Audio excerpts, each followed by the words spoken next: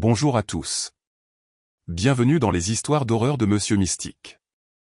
Ce soir, nous vous apportons cet récit profondément troublant et vrai sur les mystères horrifiques des forêts du Pacifique Nord-Ouest.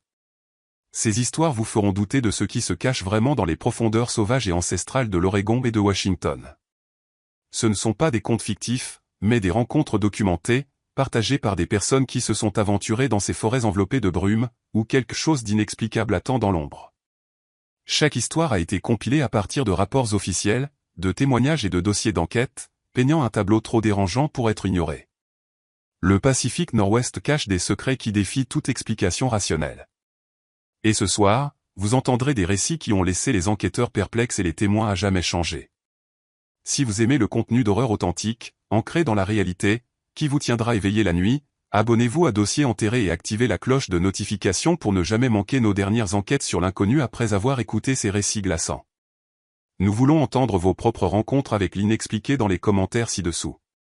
Maintenant, installez-vous confortablement alors que nous explorons les ténèbres qui habitent les forêts du Pacifique Nord-Ouest.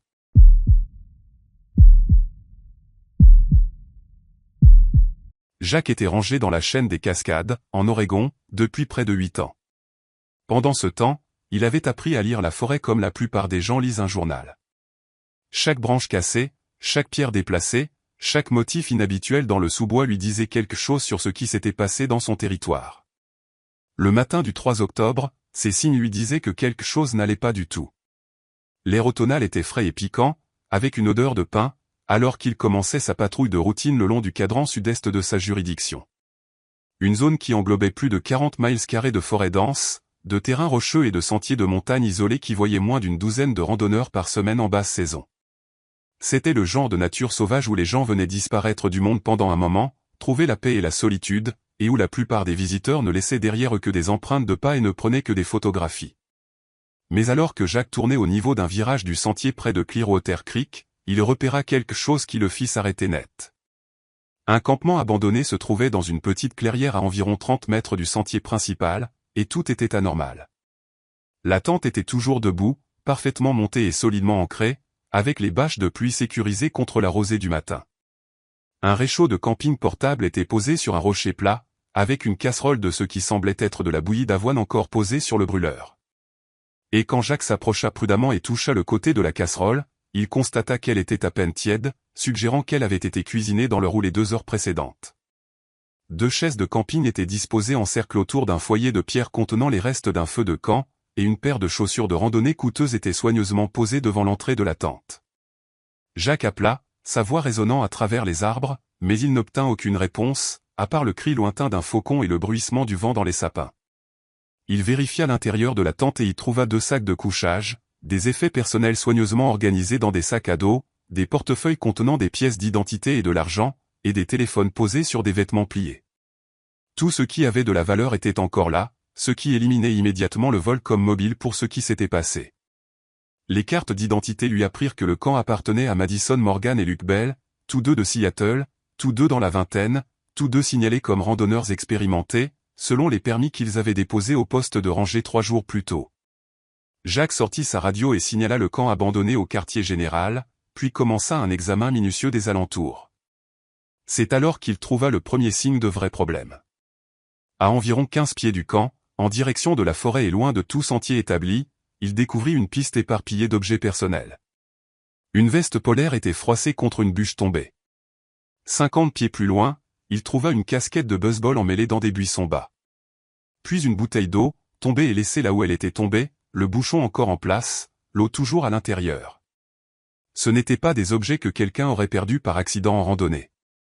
C'étaient des objets que quelqu'un avait laissés tomber en courant ou en étant traînés. Le pouls de Jack s'accéléra alors qu'il suivait la piste des affaires personnelles plus profondément dans les bois, s'éloignant des sentiers établis et pénétrant dans un territoire que peu de gens exploraient. La forêt ici était plus ancienne, plus sombre, avec des arbres si densément serrés que le soleil du matin pénétrait à peine la canopée au-dessus. Le sous-bois était épais de fougères et de Devil's Club, et Jack dut se frayer un chemin à travers une végétation qui montrait des signes clairs de perturbations récentes. Puis il vit le sang. Ce n'était pas beaucoup au début, juste une tache sur l'écorce d'un douglas, à peu près à la hauteur des épaules d'une personne moyenne.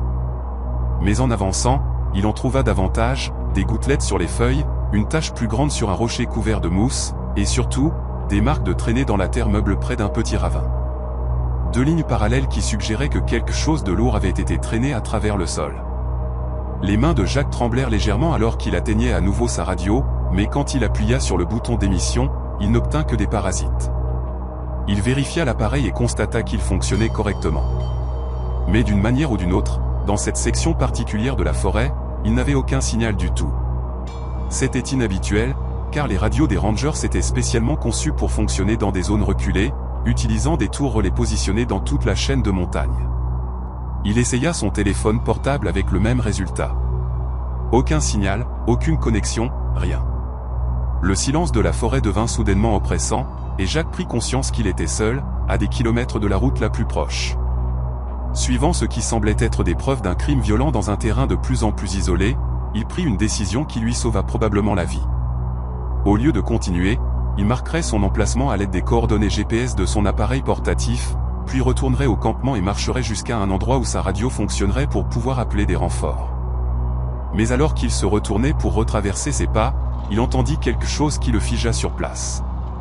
Une voix, faible et terrifiée, appelant depuis un endroit devant lui. C'était une voix féminine. Et elle répétait un seul mot, encore et encore. Au secours. Jacques abandonna son plan de retraite et se fraya un chemin à travers le sous-bois, se déplaçant aussi rapidement que le terrain le permettait, suivant le son de cette voix désespérée. Il la trouva à environ 200 mètres de l'endroit où il avait vu du sang pour la dernière fois. Caché à l'intérieur d'un gros tronc creux tombé des années plus tôt et lentement réclamé par la forêt. Madison était recroquevillé en boule. Ses vêtements étaient déchirés et boueux, son visage strié de larmes et d'égratignures causées par sa course à travers les buissons.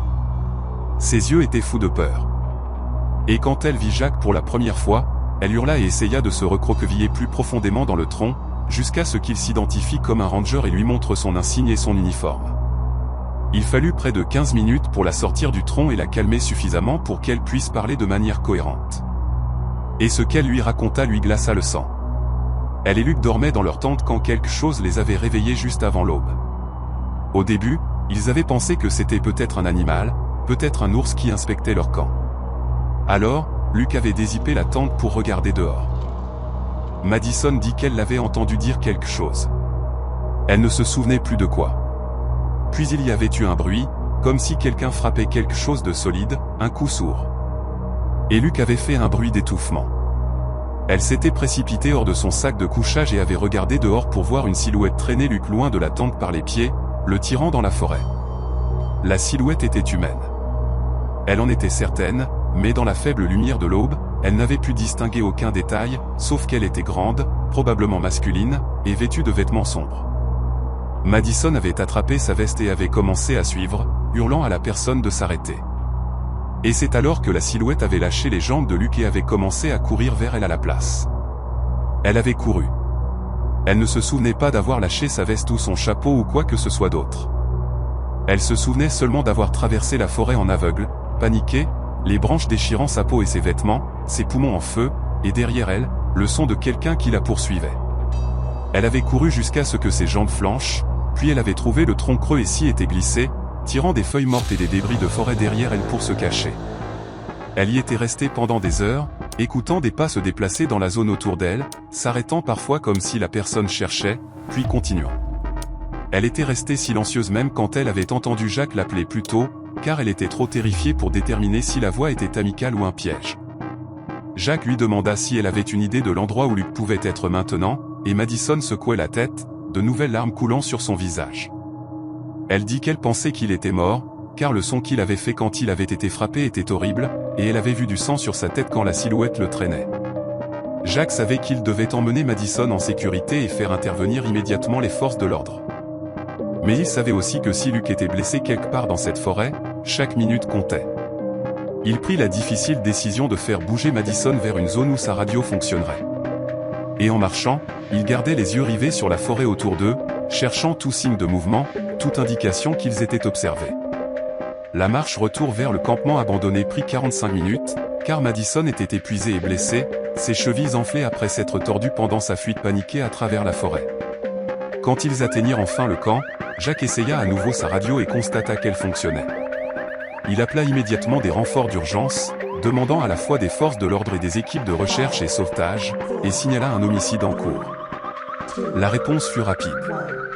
En moins d'une heure, la forêt grouillait de députés du shérif, de bénévoles de recherche et sauvetage, et de rangers supplémentaires avec des chiens pisteurs. Jacques mena une équipe de 3 députés vers la zone où il avait trouvé Madison, et de là, ils suivirent les marques de traînée qu'il avait découvertes plus tôt. La piste menait à un ravin escarpé où un petit ruisseau courait à travers des rochers couverts de mousse. Et là, partiellement dissimulé sous un tas de branches mortes et de débris forestiers, ils trouvèrent Luc. Il était mort. La cause du décès semblait être un traumatisme crânien contondant, et d'après l'état du corps et les preuves environnantes, il avait été tué rapidement, puis caché. Mais ce qui rendait la découverte encore plus troublante était ce que les députés trouvèrent à environ 50 mètres en aval.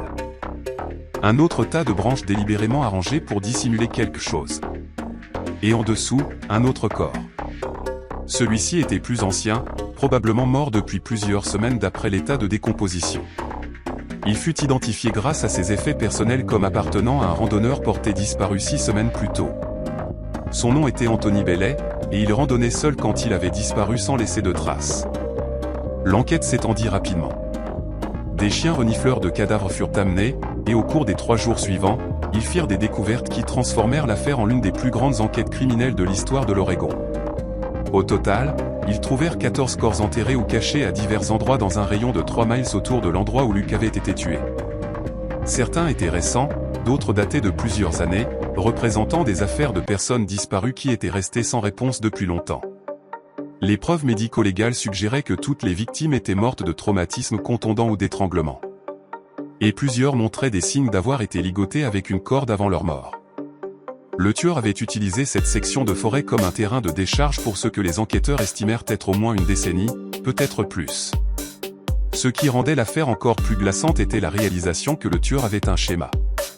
Presque toutes les victimes avaient campé seules ou en couple dans des zones reculées de la forêt, loin des campings établis, dans des endroits où elles pouvaient être attaquées sans que personne n'entende leurs cris.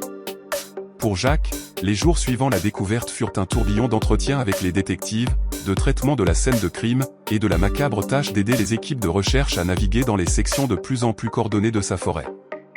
Il apprit des détails qu'il aurait préféré ne pas savoir sur la manière dont le tueur avait opéré, la façon méticuleuse dont les preuves avaient été dissimulées, la planification qui était entrée dans la sélection de victimes qui ne serait pas immédiatement manquée. Madison fut placée en custodie protectrice pendant plusieurs jours, car il y avait une réelle inquiétude que le tueur puisse essayer d'éliminer le seul témoin qu'il avait vu. Même si elle ne pouvait pas fournir une description détaillée, une chasse à l'homme massif fut lancée, avec des dizaines d'officiers de police peignant la forêt, installant des caméras de sentier, et interrogeant quiconque avait été dans la zone pendant la période où les meurtres avaient eu lieu. Mais malgré l'enquête approfondie, malgré les preuves médico-légales, les témoignages et les preuves physiques laissées sur les scènes de crime, le tueur ne fut jamais identifié. Les semaines devinrent des mois, et l'affaire resta ouverte, mais sans suspect viable. La forêt où Jacques avait travaillé pendant 8 ans, un endroit qu'il avait aimé et où il se sentait chez lui, s'était transformé dans son esprit en quelque chose de sinistre. Il demanda une mutation vers un autre district de Rangers, incapable de continuer à travailler dans une zone où il savait que 14 personnes avaient été assassinées et où la personne responsable était toujours quelque part.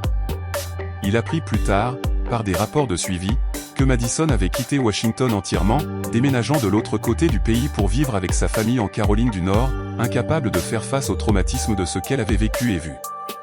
Elle passerait des années en thérapie pour traiter la culpabilité du survivant et le stress post-traumatique, hantée par le souvenir d'avoir vu Luc traîner dans l'obscurité et par la connaissance qu'elle n'avait pas pu le sauver. Le dossier de l'affaire resta ouvert, marqué comme une enquête active. Mais au fil des ans, sans nouvelles pistes, il fut progressivement transféré à la division des affaires non résolues. Jacques recevait occasionnellement des mises à jour par l'intermédiaire de contacts dans les forces de l'ordre qu'il avait maintenues, mais il n'y avait jamais rien de substantiel. Aucune arrestation, aucun suspect crédible, aucune fermeture pour les familles des 14 victimes dont les corps avaient été retrouvés, ou pour les familles d'autres personnes qui étaient toujours portées disparues et qui ne seraient peut-être jamais retrouvées. Jacques fut muté dans un poste de rangée dans un autre état, essayant de reconstruire sa carrière et sa paix d'esprit. Mais il ne réussit jamais vraiment à laisser derrière lui ce matin d'octobre. Il faisait encore des cauchemars parfois, marchant à travers cette section sombre de la forêt, trouvant les marques de traînée et le sang, entendant le son de la voix terrifiée de Madison appelant à l'aide depuis l'intérieur de ce tronc creux. Et il pensait souvent au tueur, toujours quelque part, potentiellement toujours actif, chassant dans des forêts où des rangers comme lui travaillaient seuls, et où des randonneurs s'aventuraient dans la nature sauvage en croyant être en sécurité. Le Pacifique Nord-Ouest est vaste, avec des millions d'acres de forêt où une personne pourrait disparaître et ne jamais être retrouvée. Et quelque part dans cette nature sauvage, un tueur avait appris à exploiter cet isolement avec un effet mortel, laissant derrière lui un mystère qui reste non résolu à ce jour.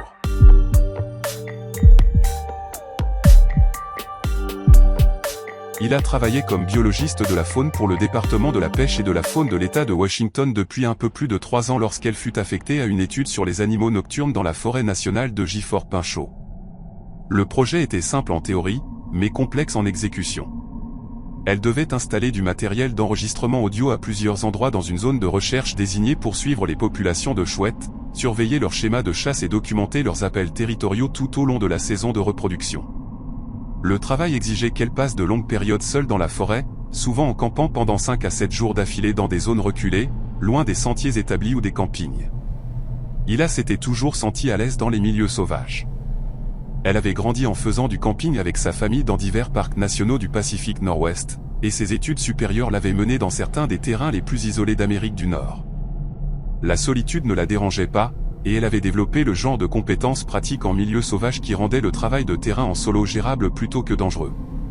Sa zone de recherche assignée se trouvait dans la section sud de Gifford-Pinchot, une région connue pour sa forêt primaire, ses ravins escarpés et son accès humain limité. Lors de son premier relevé du site et de l'installation de l'équipement, elle avait brièvement parlé à un ranger qui avait mentionné, presque négligemment, que les tribus autochtones locales considéraient certaines sections de cette forêt comme spirituellement significatives et évitaient traditionnellement certaines zones entièrement. Le ranger avait ri un peu gêné en partageant cette information, comme s'il n'était pas sûr qu'il était approprié de mentionner de telles choses dans un contexte professionnel, et il avait classé cette information comme un arrière-plan culturel intéressant, mais rien qui n'affectait directement ses protocoles de recherche. Elle aurait dû y prêter plus attention. La 3e nuit sur le terrain, travaillant depuis un camp de base qu'elle avait établi près d'un petit ruisseau, il passa en revue les enregistrements audio que son équipement avait capturés au cours des 48 dernières heures. Assise dans sa tente avec son ordinateur portable, un casque sur les oreilles, elle écouta des heures de sons de forêt compressés en segments gérables par un logiciel qui identifiait et marquait les vocalisations potentielles de chouettes. La plupart de ce qu'elle entendait était exactement ce à quoi elle s'attendait, le bruissement du vent dans les branches des conifères, le craquement occasionnel d'une branche, le son lointain de l'eau coulant sur les rochers, les appels de diverses espèces de chouettes, chacun distinct et identifiable. Mais environ 3 heures après le début de sa revue, elle entendit quelque chose qui la fit arrêter la lecture et rembobiner pour écouter à nouveau. C'était une voix, pas un son animal qui aurait pu être interprété comme ressemblant à une voix, mais une vraie voix humaine, faible et lointaine, semblant appeler un seul mot. Elle augmenta le volume et isola le segment audio, l'écoutant à plusieurs reprises. La voix appelait un nom, et le nom qu'elle appelait était le sien. Ila. Le son était étiré et déformé, comme si l'équipement d'enregistrement l'avait capturé à la mauvaise vitesse, mais c'était indéniablement son nom, prononcé avec 2 syllabes. Ila vérifia l'horodatage de l'enregistrement. L'audio avait été capturé à 2h47 du matin pendant une période où elle dormait dans sa tente, à des kilomètres du sentier établi le plus proche, dans une zone où aucun autre chercheur ou randonneur n'était censé se trouver. Elle examina les spécifications et les réglages de l'équipement, se demandant s'il y avait une explication technique à ce qu'elle entendait. Peut-être une interférence radio provenant d'une source lointaine ou une sorte d'artefact audio créé par le processus d'enregistrement lui-même. Mais l'équipement était conçu spécifiquement pour la recherche sur le terrain, avec des filtres pour éliminer les interférences électroniques, et la voix ne ressemblait pas à une transmission radio. Elle ressemblait à quelqu'un debout dans la forêt, appelant dans la nuit. Elle se dit que ce n'était probablement rien. Le son voyageait de manières étranges à travers une forêt dense, surtout la nuit, lorsque les inversions de température et l'humidité pouvaient porter les bruits sur des kilomètres. Peut-être y avait-il eu un autre campeur ou randonneur dans la zone, plus loin qu'elle ne le pensait, et ils avaient appelé quelqu'un d'autre qui se trouvait, par hasard, porter le même nom qu'elle. La nuit suivante, elle vérifia à nouveau ses enregistrements, et une fois de plus, elle entendit son nom.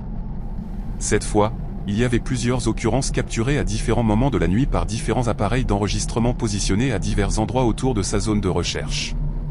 Chaque voix sonnait légèrement différente, comme si plusieurs personnes l'appelaient depuis différentes directions. Mais toutes disaient son nom de la même manière étirée et déformée qui lui donna la chair de poule. Elle commença à se sentir vraiment mal à l'aise. Il n'y avait aucune explication raisonnable pour que plusieurs voix, enregistrées par des appareils séparés, appellent le même nom peu commun au milieu d'une forêt où elle était censée être seule. Il a été une scientifique de formation et de tempérament.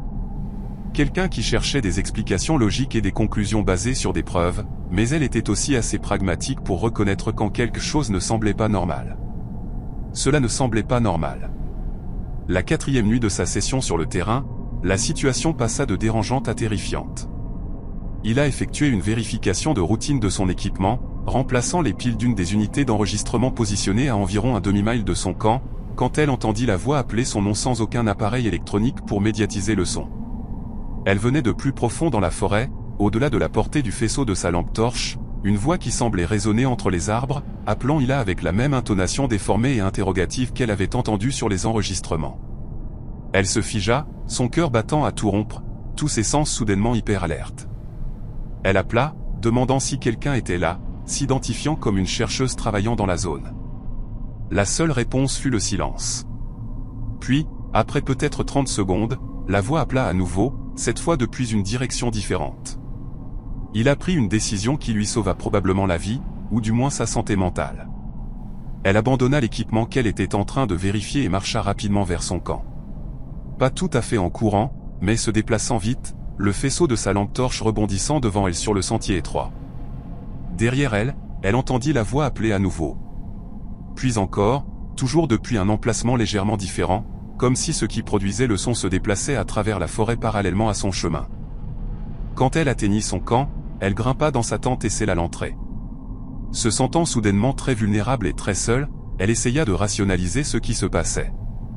Peut-être que quelqu'un lui faisait une farce, bien que cela semblait absurdement élaboré pour une blague. Peut-être qu'elle faisait l'expérience d'une sorte d'hallucination auditive provoquée par le stress ou l'isolement, bien qu'elle n'ait jamais eu de problème de santé mentale et qu'elle ait passé beaucoup de temps seule dans des milieux sauvages sans incident. Peut-être qu'il y avait un animal dans la zone capable d'imiter la parole humaine. Bien qu'aucune espèce native du Pacifique Nord-Ouest n'ait cette capacité. Aucune de ces explications ne lui semblait adéquate. Et alors qu'elle était allongée dans son sac de couchage, essayant de calmer ses pensées en course, elle réalisa qu'elle pouvait toujours entendre la voix, appelant faiblement son nom depuis quelque part à l'extérieur de la tente.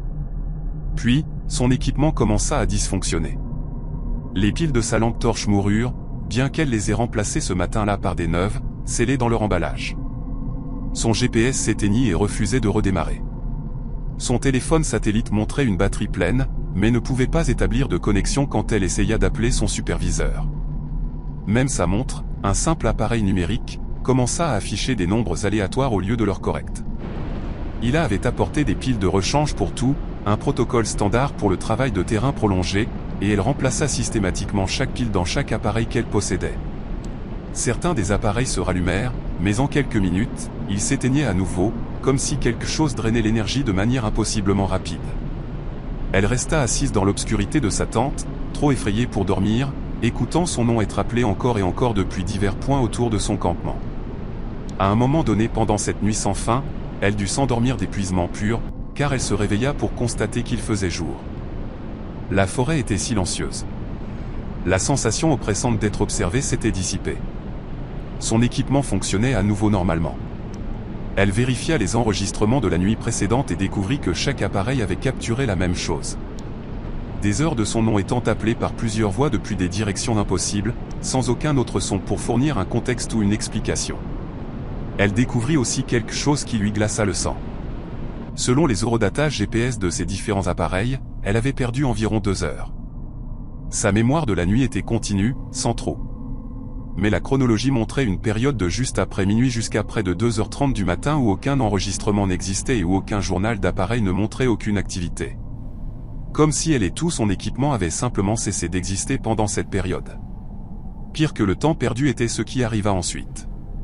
Quand elle alla vérifier l'appareil d'enregistrement qu'elle vérifiait quand elle avait entendu les voix pour la première fois, l'appareil qu'elle avait abandonné dans sa panique pour retourner au camp, elle constata qu'il n'était plus là où elle l'avait laissé. Elle se souvenait de l'emplacement exact, un endroit distinctif où une bûche tombée créait une chambre acoustique naturelle qui amplifierait les appels de chouettes des alentours. Elle retourna à cet endroit et ne trouva rien. L'appareil avait disparu, ainsi que son matériel de montage, le filet de camouflage qu'elle avait utilisé pour le dissimuler, et le ruban marqueur jaune vif qu'elle avait attaché à une branche voisine pour l'aider à localiser l'endroit. Elle élargit sa recherche, pensant qu'elle avait peut-être confondu l'emplacement dans son état de peur la nuit précédente, mais ne trouva aucune trace de l'équipement nulle part dans un rayon raisonnable. C'était comme si quelqu'un ou quelque chose avait délibérément effacé toute trace qu'elle avait jamais été là. Encore plus troublant, quand elle chercha ses propres empreintes de pas de la nuit précédente, le sentier qu'elle avait suivi dans sa course précipitée vers le camp. Elle trouva quelque chose qui n'aurait pas dû être possible. Ces empreintes étaient là, clairement visibles dans la terre meuble et les aiguilles de pin éparpillées, mais à côté d'elles se trouvait un autre ensemble d'empreintes. Ce n'étaient pas des traces d'animaux, et ce n'étaient pas des empreintes de bottes humaines. Elles étaient en forme de pieds humains, mais fausses d'une certaine manière. Trop longues et trop étroites, avec des marques qui suggéraient des pieds nus plutôt que des chaussures. Et elle suivait son sentier sur plusieurs centaines de mètres avant de disparaître complètement près d'un affleurement rocheux. C'est à ce moment-là qu'il décida de mettre fin immédiatement à sa session sur le terrain, plusieurs jours avant la date prévue. Elle fit ses bagages aussi rapidement que possible, abandonnant certains des objets les plus lourds et faisant plusieurs allers-retours jusqu'à son véhicule, qui était garé à un point d'accès du service forestier à environ 3 miles de son camp. À chaque voyage, elle ressentait une envie écrasante de continuer à regarder par-dessus son épaule. Et à plusieurs reprises, elle aurait juré avoir vu un mouvement dans sa vision périphérique. Des formes qui semblaient disparaître quand elle tournait la tête pour les regarder directement. La randonnée pour sortir fut les 3 miles les plus longs de sa vie. Quand elle atteignit enfin son camion et s'y enferma, elle resta assise là pendant plusieurs minutes, simplement en respirant, submergée par le soulagement d'être enfermée dans du métal et du verre, séparée de la forêt par quelque chose de solide et familier. Elle conduisit directement au poste de rangée et déposa un rapport sur son équipement disparu. Bien qu'elle ne mentionnât ni les voix, ni les empreintes étranges, ni la sensation d'être observée, elle ne pensait pas que quiconque la croirait, et elle n'était pas entièrement sûre de se croire elle-même. Le projet de recherche fut discrètement suspendu, en attendant une enquête sur l'équipement disparu. Il a soumis les enregistrements qu'elle avait réussi à collecter, et ils furent transmis au superviseur du projet pour analyse. Elle apprit plus tard, par des canaux informels, que les fichiers audio avaient été examinés par plusieurs spécialistes qui ne purent fournir aucune explication satisfaisante pour les voix. Certains suggérèrent une interférence électronique, malgré les capacités de filtrage de l'équipement. D'autres proposèrent qu'Ila avait vécu un épisode psychologique et avait d'une manière ou d'une autre créé les enregistrements elle-même, peut-être par somnambulisme ou un comportement dissociatif. Bien que cette explication ne tienne pas compte des multiples enregistrements simultanés provenant d'appareils positionnés loin les uns des autres. Un analyste qui examina les fichiers audio nota que les voix, une fois filtrées et analysées pour leur structure phonétique, semblaient parler dans une langue ou un dialecte qui ne correspondait à aucune langue autochtone connue de la région du Pacifique Nord-Ouest, mais présentaient des similarités structurelles avec plusieurs langues éteintes documentées par des anthropologues au début du XXe siècle. Le ranger, qui avait initialement mentionné les avertissements des tribus locales concernant certaines zones, contacta Ila en privé et organisa une rencontre avec un aîné de la tribu Kolitz. L'aîné écouta une brève description de ce qu'Ila avait vécu et hoche la tête lentement, comme si rien de tout cela ne le surprenait. Il expliqua que la zone où elle avait travaillé était traditionnellement connue comme un lieu de sépulture, un endroit où les morts avaient été mis au repos selon des pratiques antérieures de centaines, voire de milliers d'années au contact européen. La terre était considérée comme sacrée et interdite, non pas parce qu'elle était mauvaise, mais parce que les esprits qui s'y trouvaient étaient actifs et n'accueillaient pas favorablement les intrusions des vivants. Il dit que les voix qu'elle avait entendues étaient probablement des ancêtres essayant de la chasser, non pas pour lui faire du mal, mais pour protéger la sainteté de leur lieu de repos. Quand Ila demanda pourquoi les voix avaient appelé son nom, l'aîné expliqua que prononcer le nom de quelqu'un créait une connexion, un lien spirituel, et qu'en l'appelant, les esprits l'avaient marqué, s'assurant qu'elle n'oublierait jamais ce qu'elle avait vécu et qu'elle ne reviendrait jamais. Ila ne retourna jamais dans cette section de la forêt nationale de Fort Pinchot. Elle demanda une réaffectation à un autre projet de recherche dans un autre endroit, et ses superviseurs acceptèrent sans exiger d'explications détaillées. Mais l'expérience ne prit pas fin quand elle quitta la forêt. Pendant des mois, elle entendait occasionnellement son nom être appelé dans cette même voix déformée, généralement la nuit, quand elle était au bord du sommeil, ou parfois pendant la journée, dans des moments de calme. Le phénomène s'estompa progressivement avec le temps, mais ne disparut jamais complètement. Des années plus tard, il vit encore occasionnellement des épisodes. de brèves périodes où elle entend son nom appelé depuis aucune source identifiable, un rappel que quelque chose dans cette forêt avait tendu la main vers elle et laissé une marque qui durerait le reste de sa vie. Elle quitta complètement la biologie de la faune, passant à la recherche en laboratoire, où elle n'aurait plus jamais à passer des nuits seule dans des zones sauvages isolées.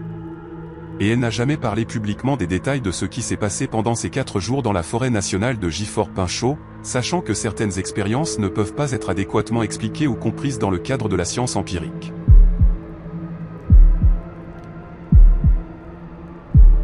Isaac et Nora faisaient de la randonnée ensemble depuis plus de 5 ans, explorant des sentiers à travers Washington et l'Oregon avec la précision méthodique d'amateurs de randonnée en arrière-pays expérimentés, qui savaient que la préparation et la vigilance faisaient la différence entre l'aventure et le désastre. Ils n'étaient pas des randonneurs occasionnels du week-end qui restaient sur des sentiers populaires près des parkings. Ils cherchaient des terrains difficiles, des voyages de plusieurs jours dans des zones sauvages reculées, et des itinéraires qui exigeaient des compétences de navigation au-delà du simple fait de suivre des marqueurs de sentiers en bois. Tous deux portaient des montres GPS qui suivaient leur altitude, leur rythme cardiaque, la distance parcourue et leurs coordonnées exactes à tout moment. Tous deux emportaient des cartes papier et des boussoles en secours. Tous deux avaient suivi une formation au premier secours en milieu sauvage et transportaient des fournitures d'urgence qui pouvaient les soutenir pendant plusieurs jours si quelque chose tournait mal. Le 15 septembre, ils planifièrent ce qui aurait dû être une randonnée d'une journée simple dans les North Cascades.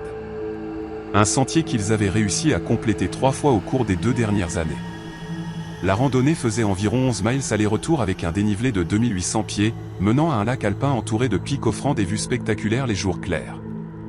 Ils partirent à 7h30 du matin, s'inscrivirent au registre du départ du sentier, et commencèrent l'ascension familière à travers une forêt dense qui céderait éventuellement la place à des prairies subalpines et un terrain rocheux près du lac. Les 2 premières heures de la randonnée furent exactement comme dans leurs souvenirs des voyages précédents. Ils passèrent des repères qu'ils reconnaissaient, les cèdres massifs fendus par la foudre, le passage de ruisseaux où ils s'arrêtaient toujours pour filtrer de l'eau, l'affleurement rocheux où ils avaient une fois vu un ours noir chercher des bailles. Tout était normal et familier jusqu'à environ le 4e mile, où la forêt changea soudainement d'une manière qui n'avait aucun sens compte tenu du terrain et de l'altitude. Les arbres devinrent remarquablement plus silencieux. Ce fut la première chose que Nora mentionna à Isaac. L'absence de son. Aucun oiseau ne chantait, aucun insecte ne bourdonnait, aucun vent ne bruissait à travers les branches, juste un silence oppressant qui semblait absorber leurs pas et leurs voix. Isaac vérifia sa montre GPS et fronça les sourcils. Selon l'appareil, il n'était plus sur le sentier qu'il suivait. Les coordonnées les plaçaient à près de 3 miles à l'ouest de l'endroit où ils auraient dû se trouver, dans une zone que leur carte indiquait comme une forêt dense et non marquée, sans sentiers établis. Mais ils se tenaient toujours sur un sentier clair, suivant des marqueurs qui ressemblaient exactement à ceux qu'ils avaient vus toute la matinée. Ils s'arrêtèrent et comparèrent leurs montres. Les 2 appareils montraient le même emplacement impossible. Tous 2 montraient la bonne date, mais affichaient une heure incorrecte. Selon leurs montres, il était 11h45. Mais cela ne pouvait pas être correct, car ils avaient vérifié l'heure moins de 20 minutes plus tôt au passage du ruisseau, et il était 9h30. Même en tenant compte de la difficulté du terrain, il n'y avait aucun moyen qu'ils aient marché pendant plus de 2 heures en ce qui leur avait semblé 20 minutes. Isaac suggéra que peut-être leur montre avait dysfonctionné simultanément, une sorte de bug logiciel ou d'interférence magnétique due à la géologie de la zone. Ils essayèrent de rationaliser la situation, mais tous 2 ressentirent une sensation croissante de malaise qui allait au-delà de la simple confusion concernant leur emplacement. Ils décidèrent de faire demi-tour pour retracer leur pas jusqu'au dernier point où ils savaient que leur emplacement était exact. Mais quand ils se retournèrent, le sentier derrière eux avait l'air différent. Les repères qu'ils avaient passés avaient disparu. Le cèdre fendu n'était nulle part en vue. Le ruisseau où ils avaient filtré de l'eau n'était pas là où il aurait dû être. Le sentier lui-même semblait serpenter à travers un terrain qu'ils ne reconnaissaient pas, bien qu'ils aient marché dans cette zone exacte des moments plus tôt. Nora sortit la carte papier et la boussole, tentant de s'orienter sans se fier aux appareils GPS qui fournissaient clairement des informations inexactes. Mais la boussole se comporta étrangement, l'aiguille tournant lentement sans se stabiliser sur une direction consistante, comme si le nord magnétique était devenu instable ou irrelevant. Ils commencèrent à marcher dans ce qu'ils croyaient être la direction du départ du sentier, utilisant l'angle du soleil et leur sens général du terrain pour se guider. Aucun d'eux ne voulait reconnaître à quel point ils devenaient effrayés. Ils étaient des randonneurs expérimentés qui avaient déjà géré le fait de se perdre temporairement, qui avaient navigué dans une visibilité réduite et des conditions difficiles. Mais cela était différent. cela semblait fondamentalement faux d'une manière que ni l'un ni l'autre ne pouvait pleinement articuler. Après ce qui leur sembla être 1 heure de marche, bien que leur montre n'indiquait que 15 minutes, ils émergèrent de la forêt dans une zone qu'ils ne reconnaissaient pas du tout. Ils se tenaient au bord d'une grande clairière qui n'aurait pas dû exister n'importe où près de leur itinéraire prévu. La clairière était approximativement circulaire, peut-être de 200 pieds de diamètre, et le sol était de la terre nue, sans végétation à part des motifs étranges d'herbes mortes formant des lignes et des formes qui semblaient presque délibérées. Au centre de la clairière se trouvait un amas de rochers disposés d'une manière qui semblait trop géométrique pour être naturelle. Isaac et Nora se tinrent à la lisière des arbres, tous deux instinctivement réticents à entrer dans la clairière, et c'est alors qu'ils remarquèrent leur peau. Sur leurs bras exposés et le dos de leurs mains se trouvaient des marques qu'ils n'avaient pas avant.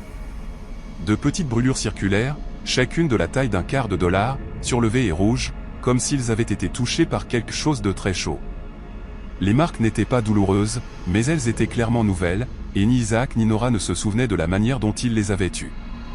Isaac regarda à nouveau sa montre et vit quelque chose qui lui donna la nausée. L'affichage de l'heure indiquait 14h15.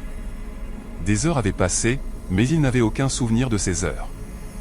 Le dernier moment clair dont il se souvenait avec certitude était l'émergence de la forêt dans la clairière, ce qui, selon son expérience subjective, s'était produit il y a seulement quelques minutes.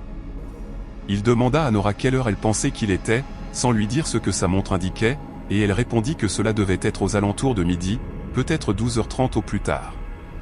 Quand elle regarda sa propre montre et vit l'heure, son visage devint livide. Ils restèrent là, essayant de comprendre ce qui se passait, essayant d'accéder à des souvenirs qui auraient dû exister, mais qui n'existaient pas. Il n'y avait aucun trou dans leur conscience, aucune sensation de temps qui passait, juste une discontinuité soudaine entre ce qu'ils avaient vécu et ce que leurs appareils enregistraient. Ils se tenaient toujours au bord de la clairière. Mais maintenant, le soleil était à une position différente dans le ciel, confirmant que des heures s'étaient vraiment écoulées.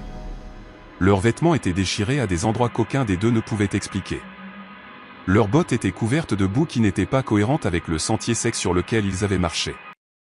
Nora remarqua du sang sur la chemise d'Isaac, une petite tache près de son col. Et quand elle la lui montra, il toucha son cou et trouva une égratignure qu'il n'avait pas sentie jusqu'à ce moment-là. Nora avait des égratignures similaires sur ses bras, cachées sous les manches de sa veste jusqu'à ce qu'elle les relève pour examiner sa peau de plus près. Ils prirent la décision de se remettre en marche, essayant de trouver un repère ou un marqueur de sentier qui les aiderait à déterminer où ils se trouvaient réellement et comment revenir à leur véhicule. Ils évitèrent d'entrer dans la clairière, préférant en faire le tour par la lisière des arbres. Alors qu'ils avançaient, la montre GPS d'Isaac se remit soudain à fonctionner normalement. Les coordonnées qu'elle affichait avaient maintenant un sens, les plaçant à environ 15 miles du départ du sentier, bien au-delà du point final de leur randonnée prévue, dans une zone qui leur aurait pris toute la journée pour l'atteindre à un rythme de marche normal. Le sentier qu'ils trouvèrent les mena en descente, et finalement, ils croisèrent une route du service forestier, où ils rencontrèrent 2 randonneurs qui les regardèrent avec inquiétude et leur demandèrent s'ils avaient besoin d'aide. Isaac et Nora devaient avoir l'air terrible couverts de boue, égratignés et désorientés car les randonneurs leur offrirent immédiatement de l'eau et leur demandèrent s'ils étaient blessés. Ils apprirent de ces randonneurs qu'ils se trouvaient du côté opposé de la chaîne de montagnes par rapport à leur point de départ, ayant d'une manière ou d'une autre voyagé dans une direction perpendiculaire à leur itinéraire prévu. Les randonneurs les ramenèrent en voiture au poste de rangée, où leur véhicule était garé, un trajet qui prit plus d'1 heure en camion sur les routes forestières. Au poste de rangée, ils déposèrent un rapport sur le fait de s'être perdus, bien qu'ils ne mentionnèrent ni les heures manquantes, ni la clairière étrange, ni les brûlures sur leur peau. Ils dirent aux rangers qu'ils s'étaient désorientés et avaient probablement pris un mauvais tournant, une explication plausible qui fut acceptée sans question. Mais en privé, Isaac et Nora savaient que ce qui leur était arrivé ne pouvait pas être expliqué par une simple erreur de navigation.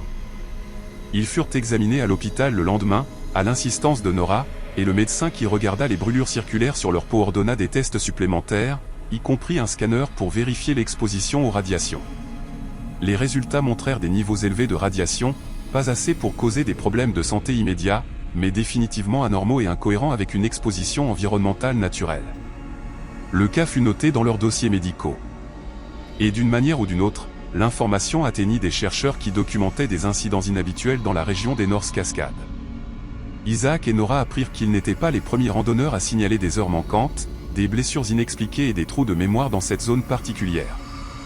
Au cours des 30 dernières années, au moins une douzaine de cas similaires avaient été documentés, partageant tous des éléments communs, des randonneurs expérimentés sur des sentiers familiers, une désorientation soudaine, des dysfonctionnements de GPS et de boussole, des heures de temps manquantes sans souvenir conscient, des marques physiques inexpliquées sur le corps. Le service forestier n'avait aucune explication officielle pour ces incidents, mais la zone restait ouverte au public, avec des avertissements standards sur les dangers de la nature sauvage. Isaac et Nora ne firent plus jamais de randonnée dans les North Cascades. Tous deux profondément troublés par l'expérience et par la connaissance que quelque chose leur était arrivé qu'ils ne pouvaient ni se rappeler ni comprendre. Les brûlures sur leur peau s'estompèrent lentement sur plusieurs mois, laissant de fines cicatrices qu'ils portent encore aujourd'hui, des rappels permanents des heures qui ont disparu et des questions qui ne trouveront jamais de réponse.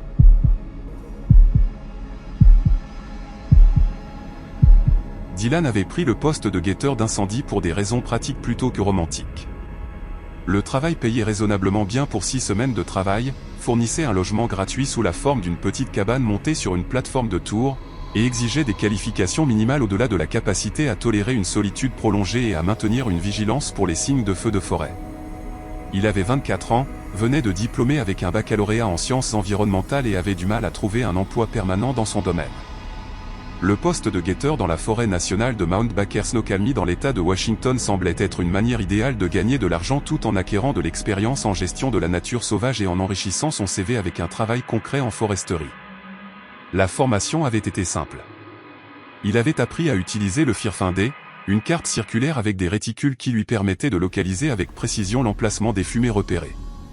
Il avait appris les protocoles radio pour signaler les feux potentiels au bureau de district. Il avait appris les observations météorologiques de base et comment entretenir les panneaux solaires et les batteries qui alimentaient son équipement de communication et le petit réfrigérateur qui empêchait sa nourriture de se gâter. Le ranger qui avait conduit sa formation avait été direct concernant les défis du poste.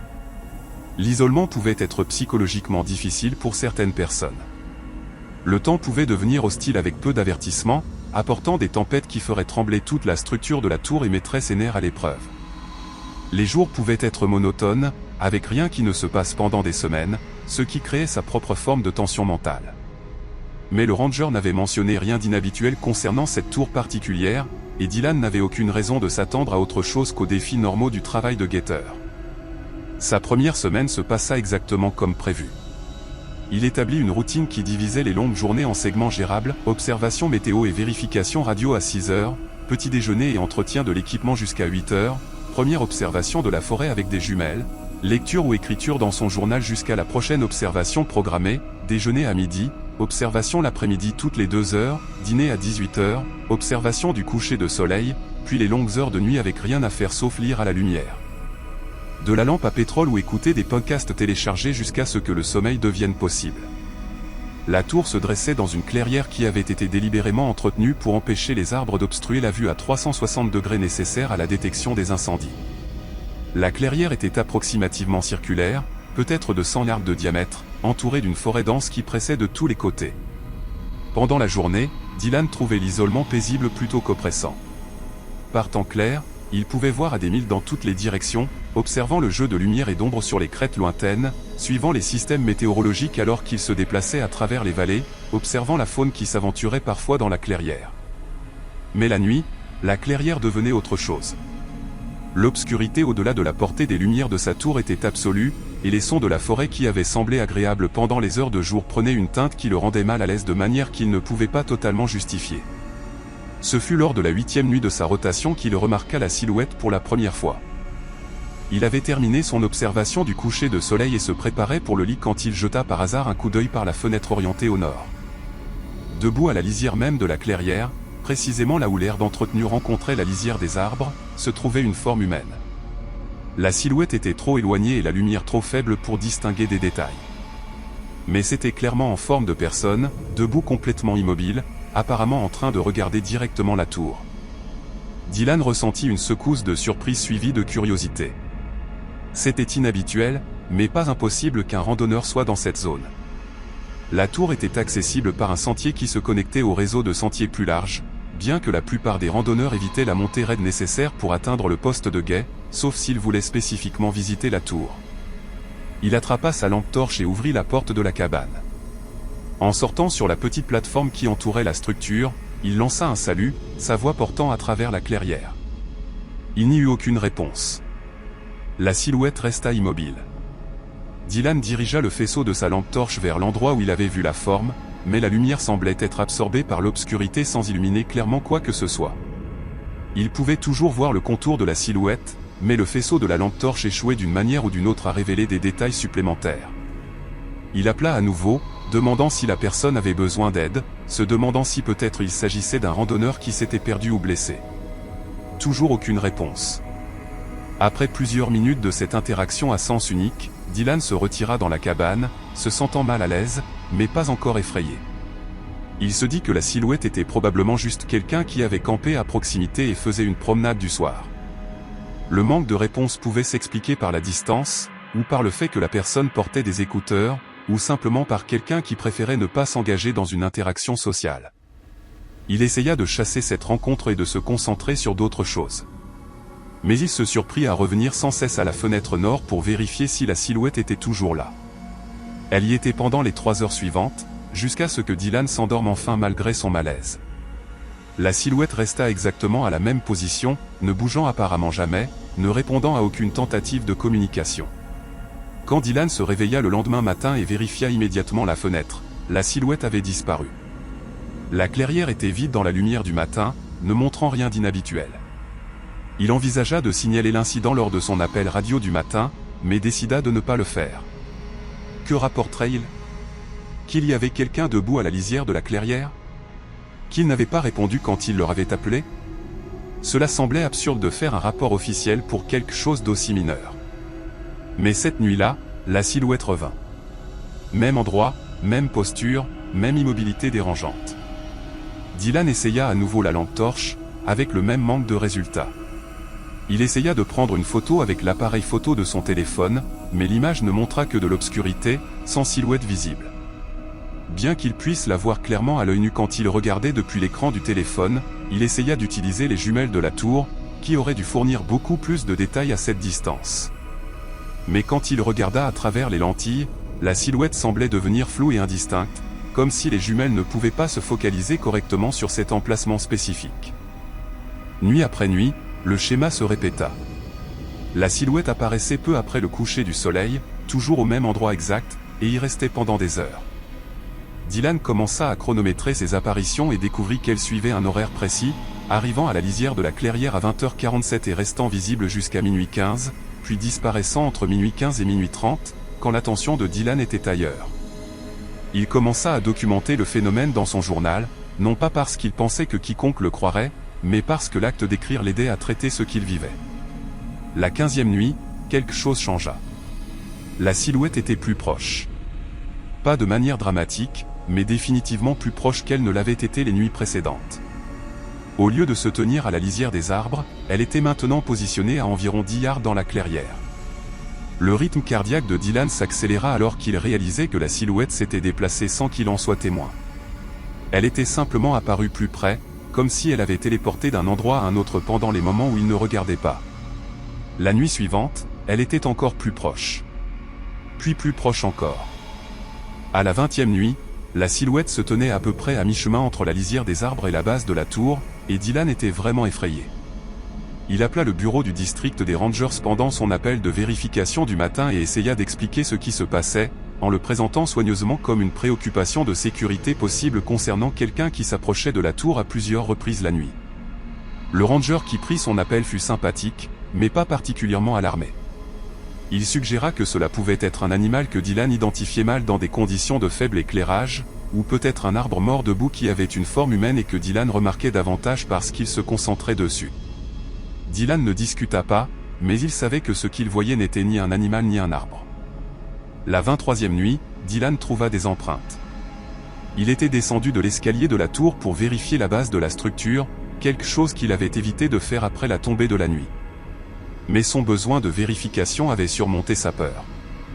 En utilisant sa lampe torche, il trouva des empreintes de bottes claires dans la terre meuble autour de la fondation de la tour. Les empreintes menaient de la direction de la lisière des arbres directement à la tour, faisaient 2 fois le tour de la structure, puis repartaient vers la forêt dense. Mais les empreintes n'atteignaient pas la lisière des arbres. Elles s'arrêtaient simplement au milieu de la clairière, comme si la personne qui les avait faites avait disparu dans l'air ou avait été soulevée et emportée. Dylan grimpa à nouveau dans la cabane et verrouilla la porte, soudainement très conscient de sa vulnérabilité. La tour était conçue pour le protéger de la faune et des intempéries, pas des intrus humains. Les murs étaient fins. La porte avait un verrou basique qui pouvait être forcé facilement. Les fenêtres ne verrouillaient pas du tout, conçues pour s'ouvrir largement pour une visibilité maximale pendant les opérations de guet des incendies. Cette nuit-là, il entendit quelque chose qui lui glaça le sang. Des pas sur les escaliers de la tour. Le cliquetis métallique de bottes sur des marches en acier montant lentement, une marche à la fois. Dylan resta figé au centre de la cabane, son téléphone à la main, incapable de décider s'il devait appeler à l'aide ou si cela aggraverait ce qui se passait. Les pas continuèrent, méthodiques et sans hâte, gravissant les 72 marches du sol jusqu'à la plateforme de la cabane. Quand ils atteignirent le sommet, ils s'arrêtèrent. Dylan attendit, chaque muscle tendu, fixant la porte. Des minutes passèrent dans le silence. Puis il entendit un grattement, un son lent et délibéré, comme des ongles ou des griffes traînées sur le cadre de la porte en bois. Le grattement continua pendant ce qui lui sembla être une éternité, mais qui était probablement moins de 5 minutes. Puis il s'arrêta. Les pas recommencèrent, cette fois redescendant, et finirent par s'estomper dans le silence. Dylan ne dormit pas cette nuit-là. Quand l'aube arriva enfin, il appela immédiatement le bureau du district par radio et demanda une extraction d'urgence, enfreignant le protocole en décrivant l'incident en détail et en déclarant qu'il ne passerait pas une autre nuit dans la tour, en aucune circonstance. Le ranger qui répondit à son appel semblait préoccupé, non pas par les aspects surnaturels du rapport de Dylan, mais par son état mental. Ils organisèrent pour qu'un remplaçant soit envoyé immédiatement et dirent à Dylan qu'il pouvait descendre dès que le remplaçant arriverait. Pendant qu'il attendait son remplaçant, Dylan sortit en plein jour pour examiner la porte où il avait entendu le grattement. Le bois montrait des entailles fraîches, des marques parallèles profondes qui n'auraient pas pu être causées par aucun animal natif de la zone. Quand le guetteur de remplacement arriva, Dylan fit un bref transfert de l'équipement et des procédures, mais ne mentionna pas la silhouette, les pas, ou les sons de grattement. Il ramassa simplement ses affaires personnelles et descendit le sentier aussi vite que le terrain le permettait, désespéré de mettre de la distance entre lui et cette tour.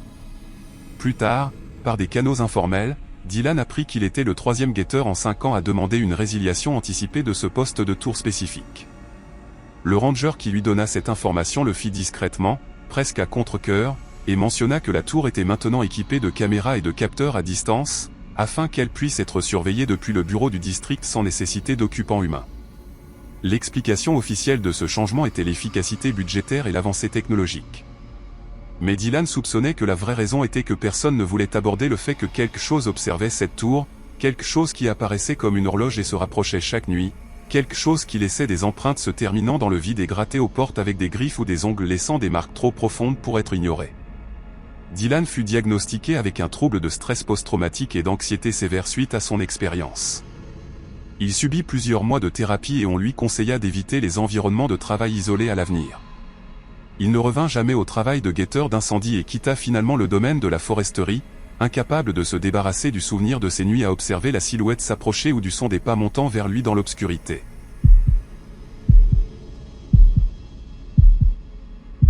Camilla s'était construit un public modeste pour son podcast sur les crimes réels grâce à des recherches méticuleuses et un engagement à couvrir des affaires que d'autres créateurs négligeaient. Elle se concentrait principalement sur les affaires non résolues, les disparitions inexpliquées et les mystères régionaux qui étaient tombés dans l'oubli public, malgré le fait qu'ils n'aient jamais été résolus. Son dernier projet l'avait mené dans les forêts de l'Oregon, au sud de Portland, où un groupe de disparitions sur les 15 dernières années avait formé un schéma qu'elle trouvait profondément troublant. 8 randonneurs avaient disparu d'une zone spécifique couvrant environ 5 miles de terrain montagneux. Tous marchaient seuls.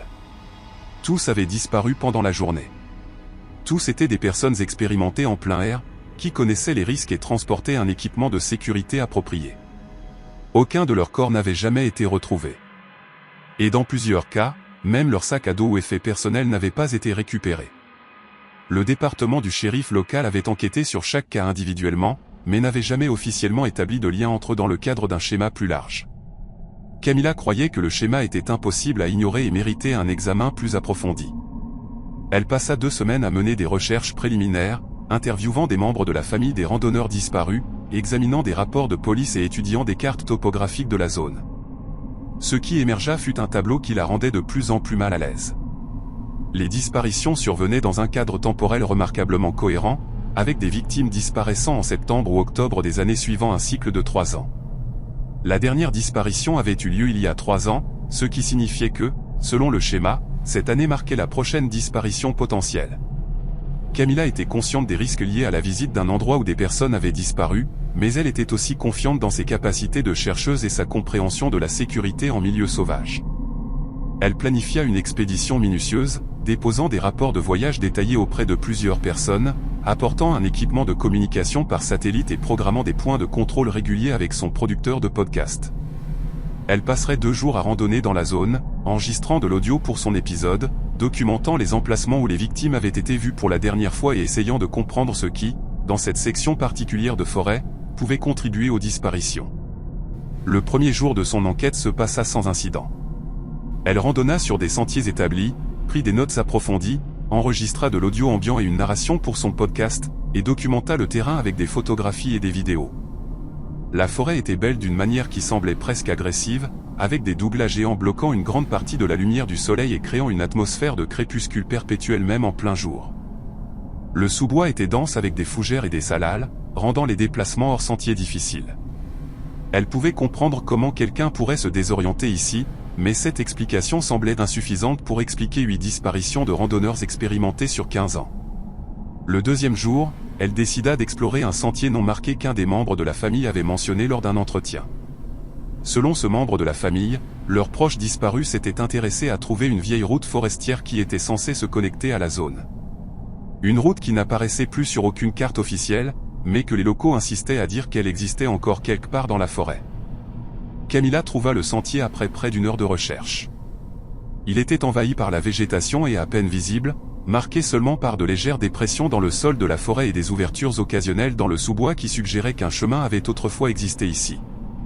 Elle le suivit pendant environ 20 minutes, se déplaçant lentement et prudemment, son appareil GPS suivant sa progression et confirmant qu'elle était toujours dans la zone générale où les disparitions avaient eu lieu. Le sentier la mena à un ravin qu'elle n'avait pas vu marqué sur aucune de ses cartes. Une dépression aux parois escarpées dans le terrain, avec un petit ruisseau coulant au fond. La descente dans le ravin était périlleuse, nécessitant qu'elle utilise des arbres et des racines exposées comme prise. Et elle prit la décision qu'elle n'explorerait le fond du ravin que pendant 30 minutes avant de revenir sur un terrain plus sûr. Ce qu'elle trouva au fond changea tout. Éparpillés parmi les rochers et les feuilles mortes se trouvaient des objets personnels. Une bouteille d'eau avec un logo d'équipe sportive de Seattle délavée. Une chaussure de randonnée qui semblait relativement neuve, bien qu'elle soit partiellement enterrée dans les débris de la forêt.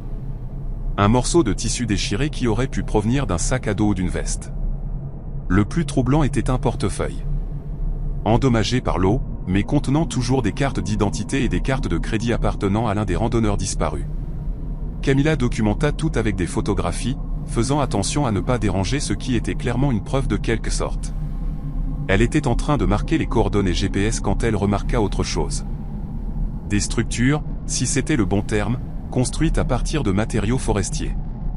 Elles étaient petites, peut-être de 2 pieds de haut, faites d'os et de branches soigneusement arrangées en motifs qui semblaient délibérés plutôt qu'aléatoires. Elle en compta 6, positionnées à des intervalles irréguliers le long du fond du ravin. Elle lui rappelait des installations artistiques ou des marqueurs rituels, et elle la mettait profondément mal à l'aise. Elle avait assez d'expérience avec la recherche sur les crimes réels pour savoir que certains tueurs en série créaient des marqueurs ou des monuments sur les sites de dépôt, des moyens de revendiquer un territoire ou de commémorer leurs actions. Mais ces structures avaient une qualité qui semblait plus ancienne, plus primitive, comme si elles avaient été construites selon des traditions antérieures à la psychologie criminelle moderne. Elle était en train d'examiner la 3e structure quand elle entendit un mouvement dans la forêt au-dessus d'elle.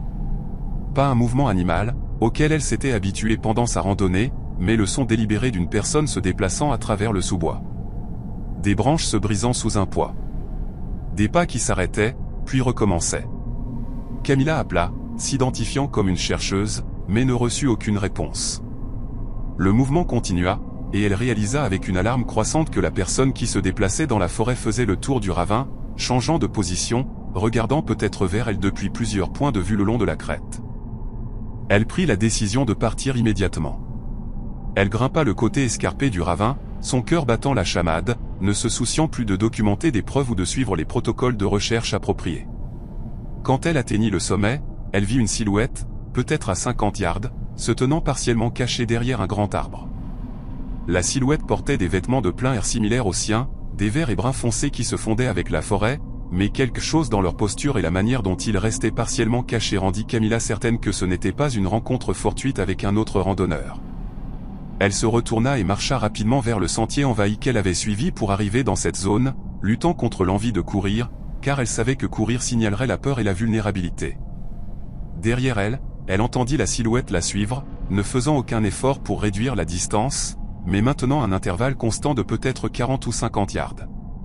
Camilla sortit son communicateur satellite et activa la balise d'urgence, sachant que cela alerterait les autorités de sa position et qu'il y avait un problème.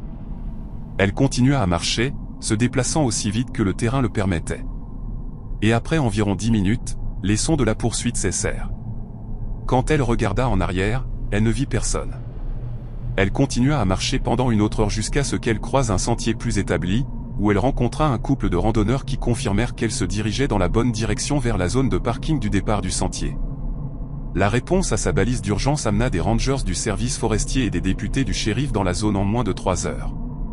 Camilla les guida vers le ravin, bien que cela prît plus de temps à trouver qu'elle ne l'avait prévu, car le repère dont elle se souvenait semblait différent à la lumière de l'après-midi. Quand ils localisèrent enfin le ravin et en descendirent jusqu'au fond, ils ne trouvèrent rien. Aucun objet personnel, aucun portefeuille, aucune structure faite d'os et de branches. Le sol de la forêt semblait intact, ne montrant aucun signe que quelqu'un avait été là récemment, y compris Camilla elle-même. Les députés furent professionnels, mais clairement sceptiques. Ils fouillèrent la zone minutieusement, ne trouvant rien pour corroborer son histoire. Camilla leur montra les photographies sur son appareil photo. Mais quand elle les revut, elle constata que la majorité d'entre elles n'avaient pas été enregistrées correctement. Les photos des objets personnels ne montraient que le sol de la forêt, sans objet visible.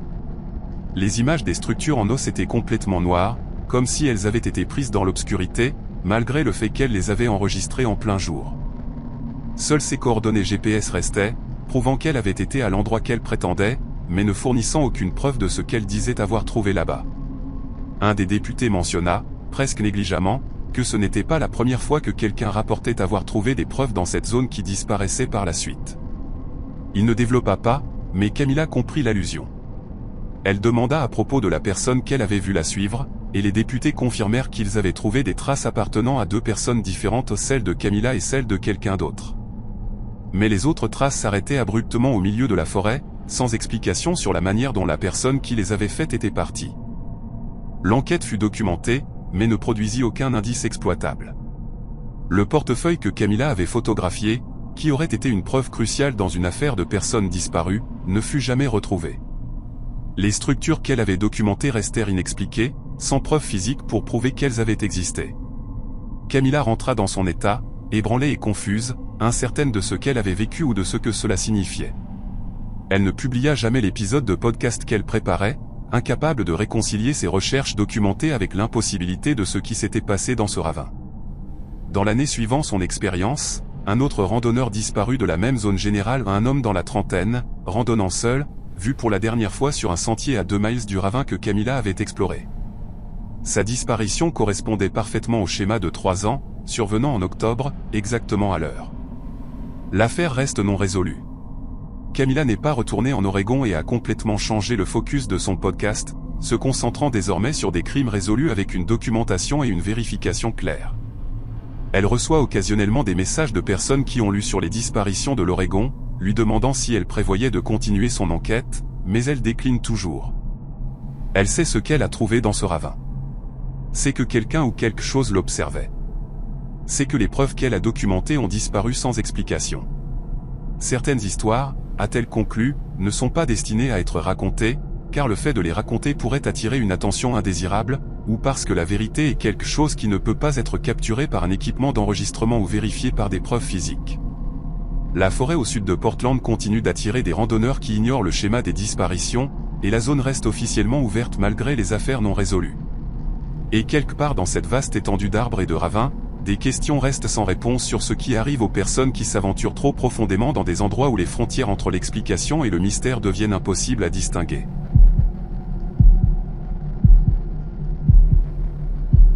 Anthony travaillait dans l'industrie forestière depuis 12 ans, passant de conducteur d'engin à superviseur d'équipe grâce à un mélange de travail acharné, de connaissances pratiques et du genre de fiabilité constante que les employeurs valoraient dans une industrie où la sécurité et l'efficacité étaient des préoccupations primordiales. Son poste actuel dans une entreprise forestière de taille moyenne opérant dans la chaîne côtière de l'Oregon impliquait la coordination des opérations de récolte, la gestion d'une équipe de 15 travailleurs et la garantie que les règlements environnementaux étaient respectés, tout en atteignant les quotas de production qui déterminaient si l'opération restait rentable. C'était un travail exigeant qui nécessitait de concilier des intérêts concurrents, de naviguer dans des règlements complexes et de prendre des décisions qui affectaient à la fois le résultat net de l'entreprise et les moyens de subsistance des membres de son équipe. Début novembre, son équipe travaillait dans une section de forêt désignée pour une coupe sélective, une zone où certains arbres pouvaient être enlevés, tandis que d'autres étaient préservés pour maintenir la santé de la forêt et se conformer aux exigences de durabilité. L'équipe de marquage avait identifié les arbres approuvés pour la coupe, peignant des bandes oranges vives autour des troncs pour indiquer quels spécimens pouvaient être récoltés. Le travail d'Anthony consistait à vérifier ces marquages, à planifier la séquence la plus efficace pour l'abattage et l'enlèvement, et à coordonner les différentes pièces d'équipement lourd qui seraient nécessaires pour traiter et transporter le bois. Le troisième jour de travail dans cette nouvelle section, un des membres de son équipe l'appela pour examiner un douglas géant de vieille croissance qui avait été marqué pour l'enlèvement. L'arbre était extraordinaire, facilement 8 pieds de diamètre à la base et s'élevant à plus de 200 pieds. Un spécimen qui produirait du bois de première qualité et représentait une valeur significative. Mais le membre de l'équipe pointait vers autre chose. Gravé dans l'écorce, à environ 6 pieds du sol, se trouvaient des symboles. Pas du vandalisme occasionnel comme des initiales ou des graffitis, mais des marquages délibérés qui semblaient anciens, usés par des années d'exposition. Le membre de l'équipe, dont le grand-père avait travaillé dans ces mêmes forêts des décennies plus tôt, expliqua que la tradition locale voulait que les arbres marqués de certains symboles ne soient pas coupés. Les origines exactes de cette tradition étaient floues, variant selon à qui on demandait.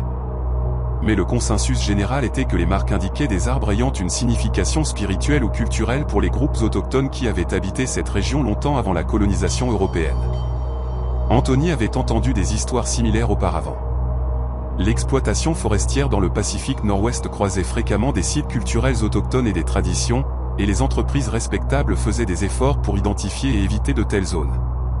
Cependant, ces marques particulières n'avaient pas été signalées par les enquêtes sur les ressources culturelles menées avant le début des opérations de récolte, et l'arbre lui-même se trouvait sur des terres privées de l'entreprise forestière, et non sur un territoire tribal ou une forêt publique protégée.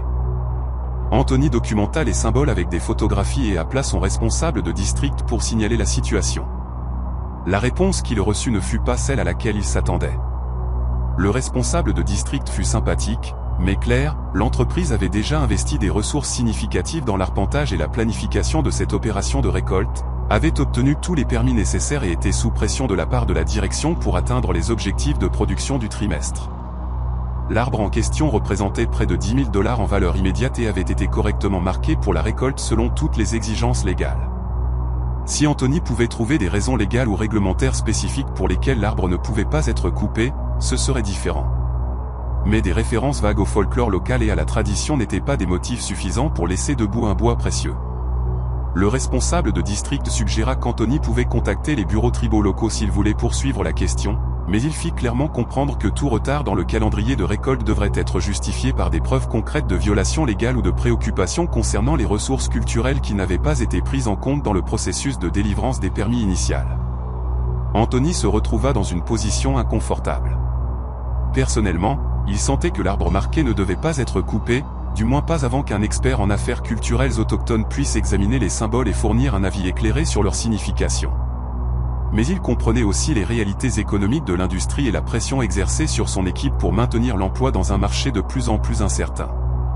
Il contacta 2 bureaux tribaux locaux, laissant des messages détaillés décrivant les symboles et joignant des photographies, mais ne reçut aucune réponse immédiate. Après 3 jours d'attente, pendant lesquels son équipe continua de travailler sur d'autres arbres de la zone, tandis que le vieux douglas marqué restait debout, il reçut des instructions de la direction de l'entreprise pour poursuivre la récolte. La décision avait été prise à un niveau supérieur à son autorité, et son travail était de la mettre en œuvre de manière sûre et efficace. La nuit avant que l'arbre marqué ne soit prévu pour être abattu, chaque membre de l'équipe d'Anthony fit des cauchemars. Ce fait n'émergea que plus tard, quand ils comparèrent leurs notes, mais la cohérence de leurs expériences était remarquable. Différentes personnes rapportèrent des détails spécifiques différents, Mais les thèmes communs étaient une obscurité étouffante, le fait d'être perdu dans une forêt sans fin, et une présence les observant avec une intention hostile. 3 membres de l'équipe appelèrent malade le lendemain matin, invoquant divers maux, et 2 autres ne se présentèrent simplement pas sans prévenir. Anthony lui-même avait à peine dormi, tourmenté par des rêves dont il ne se souvenait pas clairement, mais qui lui laissaient un sentiment persistant de dread.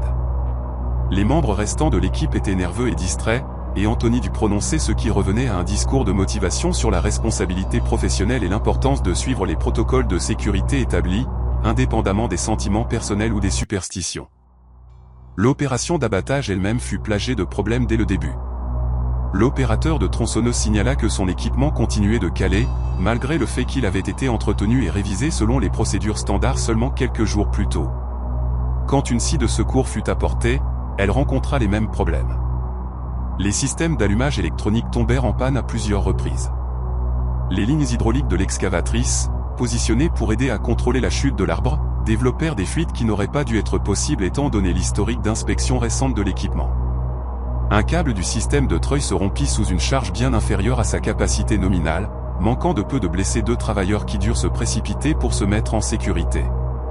En début d'après-midi, Anthony prit la décision d'arrêter le travail pour la journée et de faire inspecter minutieusement tout l'équipement par des mécaniciens avant de poursuivre. Cette nuit-là, un autre membre de l'équipe démissionna sans explication. Et la médecin de l'entreprise, une femme nommée Ella, qui voyageait entre les sites de travail pour fournir des soins de premier secours et une formation à la sécurité, signala qu'elle avait reçu un nombre inhabituel de plaintes concernant des symptômes sans cause physique apparente, maux de tête, nausées, vertiges, et un sentiment général de malaise qui semblait affecter les membres de l'équipe chaque fois qu'ils étaient près de l'arbre marqué. Malgré tous les signes avant-coureurs, l'entreprise insista pour que la récolte continue. Anthony, sentant qu'il n'avait pas le choix s'il voulait garder son emploi, ordonna que l'arbre marqué pour la coupe soit abattu le lendemain matin. L'abattage proprement dit prit des heures de plus que prévu et nécessita que plusieurs membres de l'équipe travaillent en rotation, car personne ne pouvait tolérer des périodes prolongées près de l'arbre sans ressentir les symptômes physiques qu'Ella avait documentés. Quand l'arbre finit par tomber, le son qu'il fit était faux d'une certaine manière. Pas seulement le craquement et l'écrasement attendu du bois qui se fend, mais quelque chose que plusieurs membres de l'équipe décrivirent plus tard presque comme un cri. L'arbre était partiellement creux, ce qui n'était pas inhabituel pour les spécimens de vieille croissance. Mais ce qu'ils trouvèrent à l'intérieur de la section creuse était profondément troublant. Des restes humains, anciens et incomplets, enveloppés dans ce qui semblait être du tissu ou du cuir pourri.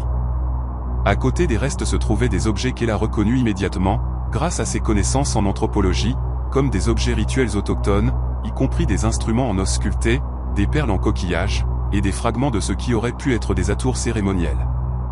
Le travail s'arrêta immédiatement, et les forces de l'ordre ainsi que les responsables des ressources culturelles de l'État furent appelés sur le site. Les restes furent soigneusement extraits et documentés, et une analyse préliminaire suggéra qu'ils dataient de plusieurs centaines d'années, représentant potentiellement une pratique funéraire antérieure au contact européen dans la région. L'arbre lui-même avait apparemment été sélectionné comme site funéraire en raison du creux naturel dans son tronc, et les symboles gravés à l'extérieur étaient des marqueurs indiquant le statut sacré de l'arbre.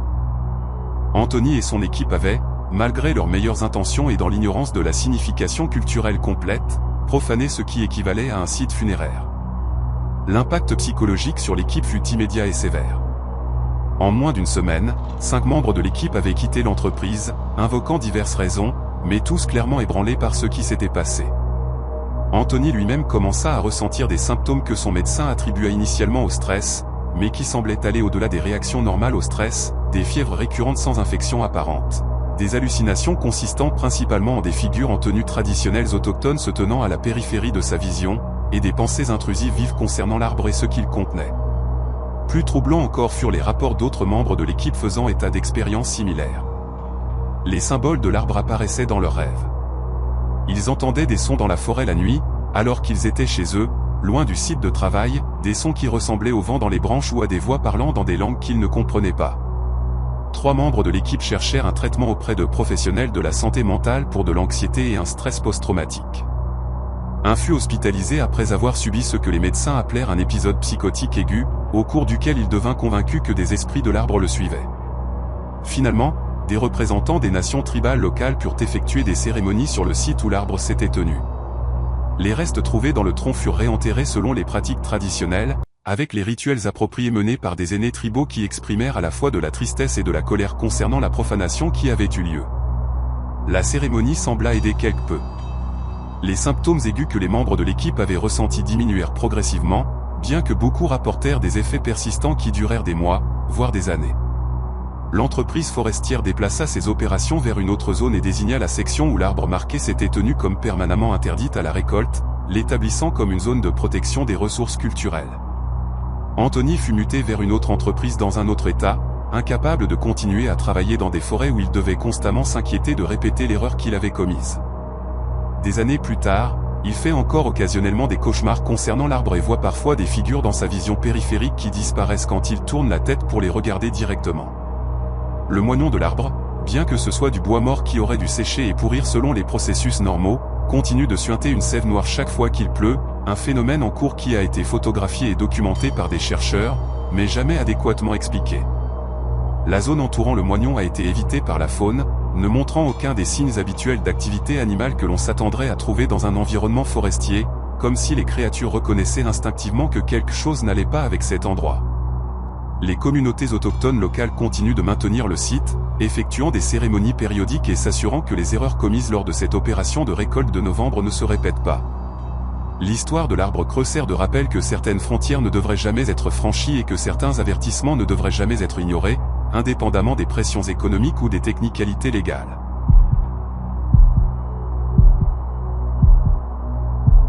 Luc avait vérifié son équipement et confirmé que l'enregistrement avait capturé tout l'événement. Il nota aussi son propre état physique, documentant les symptômes qu'il ressentait, des nausées, un léger vertige, une sensation persistante d'anxiété qui semblait disproportionnée par rapport à la situation.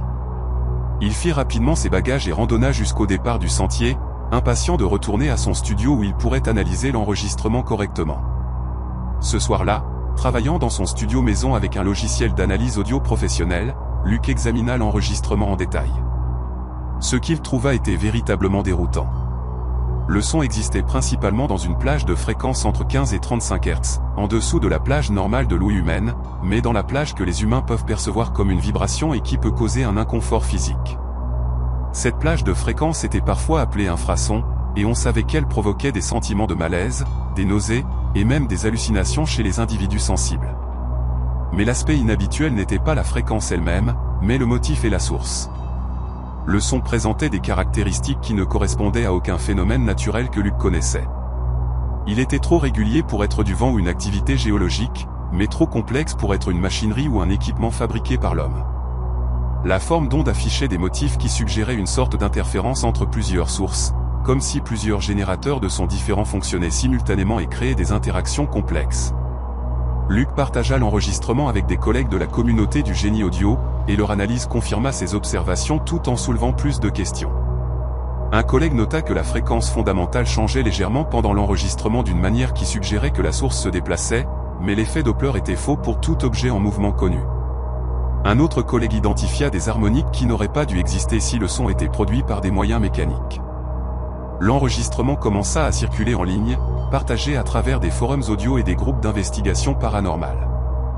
Des centaines de personnes le téléchargèrent et l'écoutèrent. Et c'est alors que les choses devinrent sérieusement préoccupantes. Plusieurs auditeurs rapportèrent avoir ressenti des réactions adverses sévères à l'enregistrement, des maux de tête qui persistaient pendant des heures, des cauchemars vifs mettant en scène des thèmes de se perdre dans des forêts ou d'être poursuivis par des présences invisibles. Dans 3 cas, des personnes rapportèrent avoir fait des crises de panique en écoutant l'audio, ce qui semblait extrême étant donné que le son lui-même n'était pas particulièrement fort ou dérangeant lorsqu'il était joué sur des haut-parleurs normaux. Un auditeur affirma avoir subi une crise d'épilepsie, bien qu'une évaluation médicale n'ait pas pu établir un lien définitif avec le fichier audio. Luc fut alarmé par ces rapports et prit la décision de retirer l'enregistrement de la distribution publique. Mais à ce moment-là, il avait été téléchargé et partagé suffisamment largement pour que des copies continuent de circuler hors de son contrôle. Des chercheurs de l'Université d'État de l'Oregon s'intéressèrent au phénomène et organisèrent une enquête formelle. Une équipe comprenant des spécialistes en acoustique, des géologues et des psychologues se rendit dans la zone du Mont Hood avec un équipement d'enregistrement sophistiqué et des protocoles scientifiques pour documenter tout son inhabituel. Ils établirent un camp de base et passèrent 5 jours à effectuer des mesures à divers emplacements dans la région où les rapports s'étaient concentrés. Le 3e jour, ils enregistrèrent le son. Leur équipement captura des données qui confirmèrent largement ce que Luc avait documenté, mais ils recueillirent aussi des informations supplémentaires. La surveillance sismique ne montra aucune vibration du sol inhabituelle qui aurait pu expliquer le son. Les mesures atmosphériques ne montrèrent aucune condition météorologique inhabituelle. Un équipement électronique qui aurait pu générer des interférences fut exclu par des tests systématiques. L'équipe de recherche se retrouva avec des enregistrements de haute qualité d'un phénomène qu'ils ne pouvaient pas expliquer.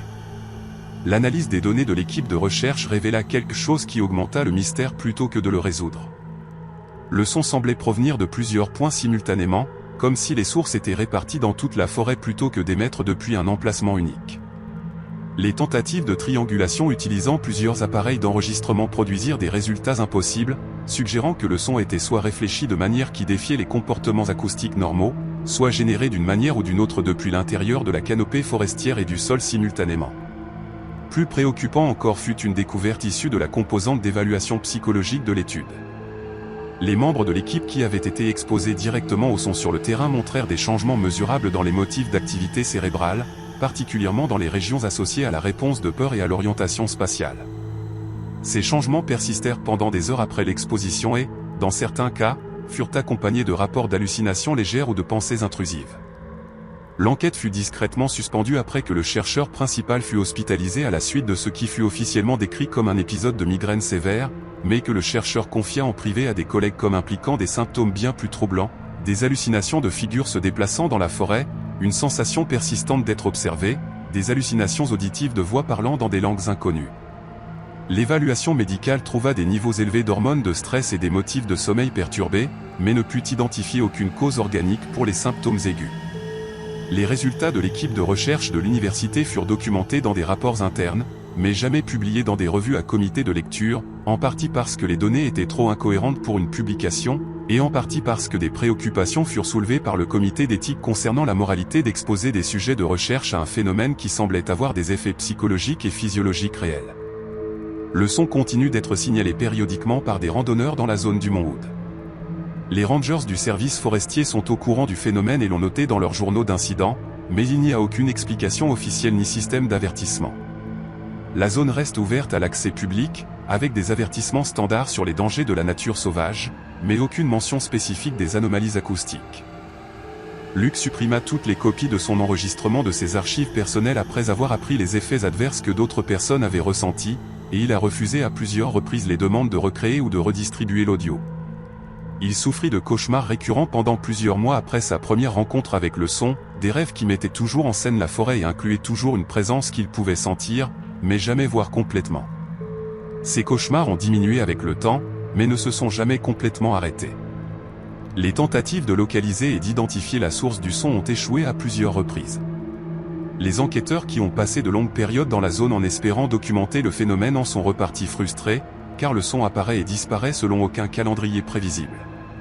Quand il se produit, il défie les règles normales de la propagation acoustique, semblant exister partout et nulle part simultanément.